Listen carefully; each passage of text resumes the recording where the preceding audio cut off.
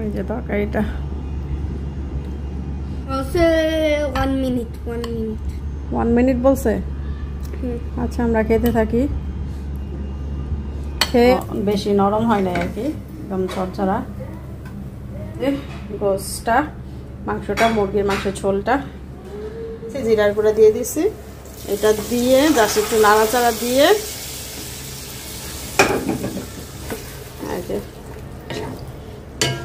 ব্যাস আমার তরকারি রান্না কিন্তু হয়ে গেল। ভালো লাগতেছে না, যত শর্টকাট করা যায়। এখানে জাস্ট আমি একটু ঘি আর একটু দারচিনি দিয়েছি, একটু এলাচ দিব, ঘি দিয়ে তারপর হচ্ছে বসাই দিব এইভাবে।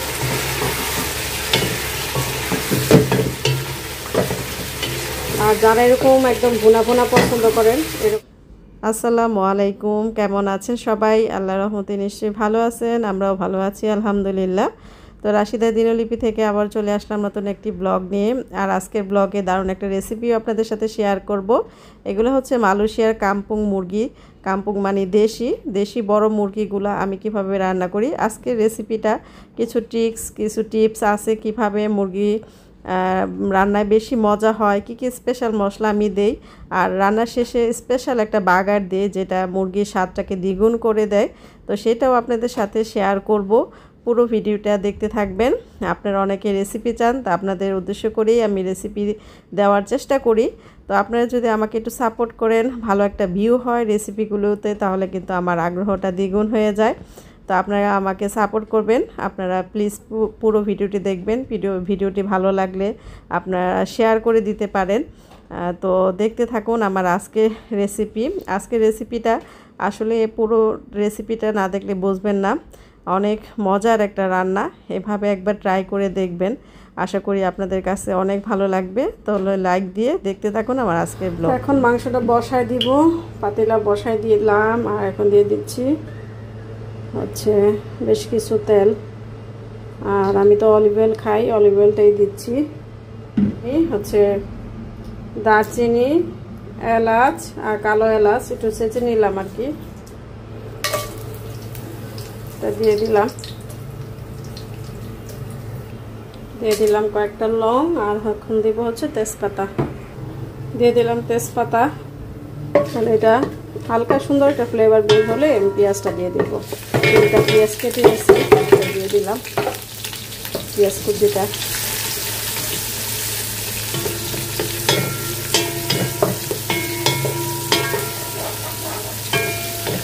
তো পেঁয়াজটা ভাজা হোক, তারপরে আবার দেখাচ্ছি যে কী কী মশলা দিই। এই তো পেঁয়াজটা কিন্তু ভাজা হয়ে গেছে। এখন আমি এখানে দিব হচ্ছে টমেটো কুচি, একটা বড় টমেটো এখানে দিয়ে দিলাম। আমি যেভাবে সচরাচর রান্না করি সেটাই আপনাদের দেখাচ্ছি, আমি যেভাবে মুরগিটা রান্না করি। তো টমেটোটা অবশ্যই দেওয়ার চেষ্টা করবেন, এটা দিলে তরকারির টেস্টটা অনেক ভালো হয়। তো আমি একটা মশলাও তৈরি করছি মুরগির জন্য, আলাদা একটা মশলা, তো সেটা একটু পরেই দেখাচ্ছি। তো এটা টমেটোটা গলে আসুক। এই তো টমেটোটা কিন্তু প্রায় একটু তেলের সাথে ভেজে গলায় নিলাম। এখন হচ্ছে মশলাটা দিয়ে দিব। আর এই যে আমি একটা মশলা তৈরি করছি মুরগি রান্না করার জন্য, সেটা কি কি দিছি আমি একটু দেখাই, কারণ আমি যখন এটা ফিরতে নিছি তখন আর মনে নেই ভিডিও করতে। এখানে হচ্ছে কাঁচা জিরা, কাঁচা ধনিয়া, আদা, রসুন, কাঁচা মরিচ। মানে আমি যখনই মশলা মানে মুরগি বা মাংসটা কিছু রান্না করি, আমি মানে চেষ্টা করি টাটকা মশলাটা দিয়ে রান্না করার জন্য। মশলা ফ্রিজে ছিল, তারপর আমি টাটকা মশলাটা তৈরি করছি। এটা দিলে খুবই মানে তরকারিটা খুবই টেস্ট হয়। তো এরকম কাঁচা জিরা আর কাঁচা ধনিয়া, আদা, রসুন আর কাঁচামরিচ দিয়ে, অল্প কাঁচামরিচ দিছি, কাঁচামরিচ দিয়ে তারপর হচ্ছে একটা পেস্ট তৈরি করছি। তো এখানে আমি 2 টেবিল চামচ দিয়ে দিলাম আর কি।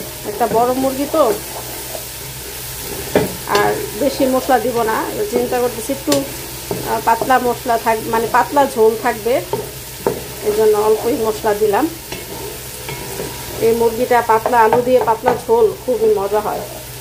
আর এখানে আর কোনো জিরা ধনিয়া কিছুই দেওয়া লাগবে না, মানে টালা জিরা ধনিয়া, কারণ একবারে কাঁচাটাই দিছি, আর কাঁচাটাই খুব সুন্দর ফ্লেভার হয়। তো তারপরে মনে হচ্ছে যে আরেকটু দিয়ে দিই, একটু আরেকটু দিয়ে দিলাম মশলা। এখন দিব হচ্ছে মরিচ আর হলুদের গুঁড়া। মরিচ 2 টেবিল চামচ দেব, কারণ আমি একটু ঝাল ঝাল চাচ্ছি আজকে তরকারিটা। আলু দিয়ে পাতলা ঝোল। হলুদ বেশি দিব না, হাফ চামচের একটু বেশি দিলাম, হাফ চামচের মতোই।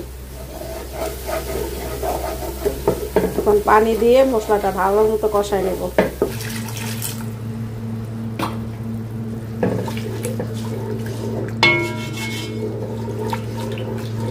পানি দিয়ে ভালো করে কষাই নেব। এবার একবার পানি দিলাম, এই পানিটা শুকায় আসলে তারপর হচ্ছে আমি আবার পানি দেবো। আবার পানি দিয়ে ভালো করে মশলাটা কষাই নেব। মোট কথা হচ্ছে মশলা থেকে যখন সুন্দর একটা ফ্লেভার বের হবে তখন এই যে বোঝা যাবে যে মশলাটা কষানো হয়ে গেছে। তো এই তো আমি এটা কিন্তু মশলাটা ভালো করে কষাই নিয়েছি আর খুব সুন্দর একটা ফ্লেভার বের হয়েছে। এখন হচ্ছে যে চিকেনটা ধুয়ে রাখছি, এটা এখন দিয়ে দিব।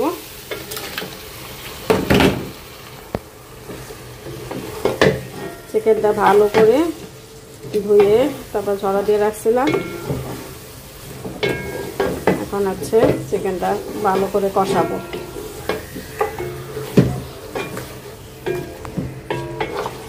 হচ্ছে ঢেকে দিয়ে আস্তে আস্তে হতে থাকুক। জালটা এখন একটু বাড়াই দিছি, পরে কমাই দিব। এখন হচ্ছে মাংসটা একটু নেড়ে ছেড়ে দেই। যে এই মাংস থেকে পানি উঠছে, তো এই পানি দিয়ে মাংসটা সিদ্ধ হয়ে যাবে, কষানো হয়ে যাবে। তারপর হচ্ছে ঝোলের জন্য পরে আবার একটু পানি দেব। আগে কষানো হোক, মাংসটা সিদ্ধ হোক, আর আলুও দিব এখানে। মাংসটা সিদ্ধ হলে তারপর হচ্ছে আলু দিব। আর আমি কিন্তু লবণ দিয়ে দিছিলাম, প্রথমে ভুলে গেছিলাম লবণ দিতে, পরে লবণ দিয়ে দিছি। এই তো মুরগিটা কিন্তু কষানো হয়ে গেছে। এত সুন্দর একটা ফ্লেভার বের হয়েছে, আলহামদুলিল্লাহ, মাশাআল্লাহ। কি বলবো, আসলে টাটকা মশলা দিয়ে রান্না করলে এত টেস্ট হয় বা মানে সুন্দর একটা ফ্লেভার হয়। তো এখন হচ্ছে আমি যে আলুটা ভেজে নিচ্ছি, আলুটা দিয়ে দেবো, কারণ মাংস প্রায় সিদ্ধ হয়ে গেছে।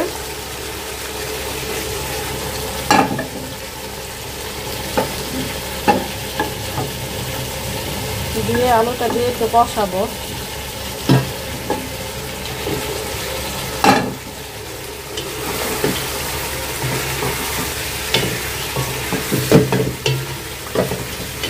আর যারা এরকম একদম ভুনা ভুনা পছন্দ করেন, এরকম অবস্থায় নামাই নিলে, মানে যারা একদম শুকনা ভুনা ভুনা পছন্দ করেন, আমি একটু ঝোল ঝোল রাখবো।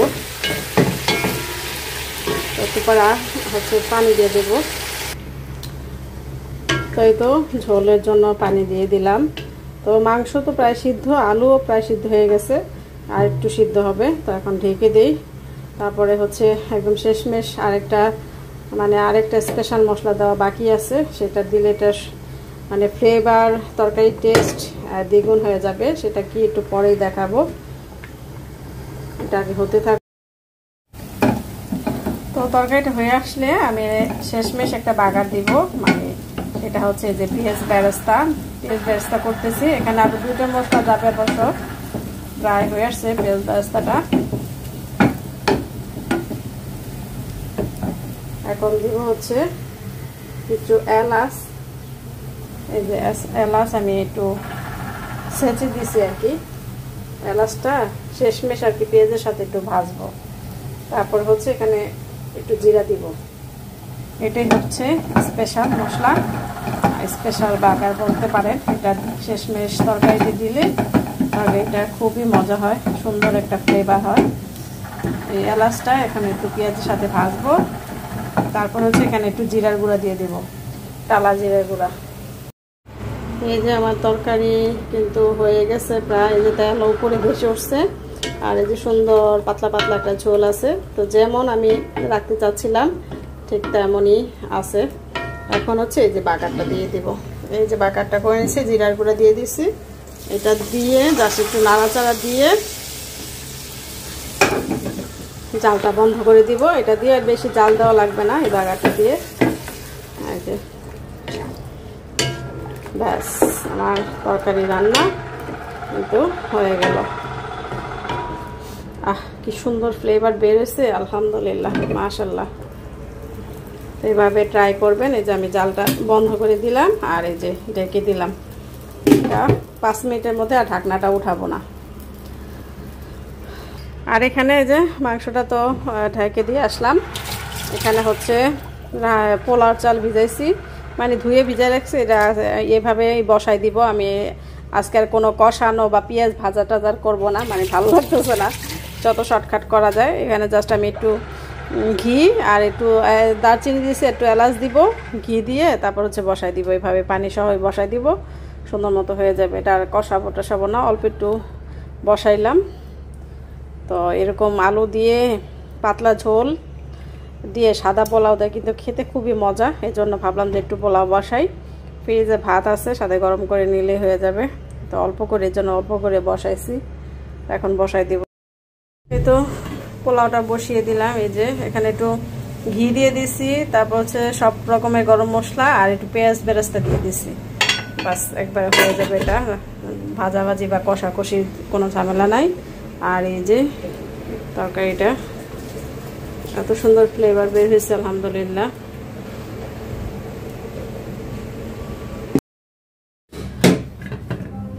এই তো পোলাও কিন্তু হয়ে গেছে। আমি মাঝখানে একটা নাড়াচাড়া দিয়েও নিছি। এই যে একদম কিন্তু ঝরঝরা হয়েছে, কোনো বেশি নরম হয় নাই আর কি, একদম ঝরঝরা। তো হয়ে গেছে শর্টকাট পোলাও।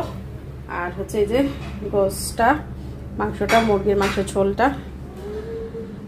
এই তো মুরগির মাংসটা করে নিলাম, বেড়ে নিলাম। লাইটটা ধরো রায়ন, লাইটগুলো ধরো। এই তো খাবারটা বাইরে নিলাম। আজকে একটা তরকারি আর কিছু না, আর একটু ভর্তা আছে এখানে ফ্রিজে থেকে নামাই নিলাম। কলা ভর্তা, ভর্তা দিয়ে খাওয়া যাবে। আর হচ্ছে আর যে তরকারিটা ধরো। তুমি আবার চামিচ নিছো, চামিচ দিয়ে খাবে, হাত দিয়ে খাবে না? হ্যাঁ। রায়ান কি করে বেশিরভাগই, ও চামিচ দিয়ে খেতে পছন্দ করে। তুমি বাবার ডাক দাও। 1 মিনিট। 1 মিনিট বলছে। আচ্ছা, আমরা খেতে থাকি, খেয়ে আপনাদের একটু রিভিউ দেই যে কেমন হয়েছে।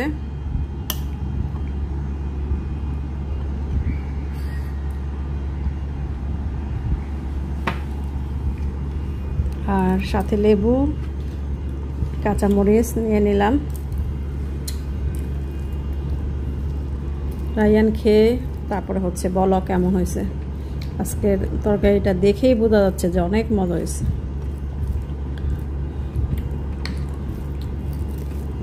আসলে সুন্দর করে রান্না করলে সব কিছুই মজা হয়, সময় নিয়ে, একটু সময় নিয়ে রান্না করলে মজা মজা। তো আমি খেয়ে দেখি কেমন মজা হয়েছে। তোমার কি নখে দুঃখ পাইছো? না, আমার নখে বিসমিল্লাহ। আলুটা ওয়ে সফট হয়ে গেছে। অসাধারণ হয়েছে, মজা হয়েছে, খুবই মজা হয়েছে, আলহামদুলিল্লাহ। এরকম সাদা পোলাও, গরম গরম ভাত আর আলু দিয়ে মুরগির ঝোল এবার খেয়ে দেখবেন কি যে টেস্ট।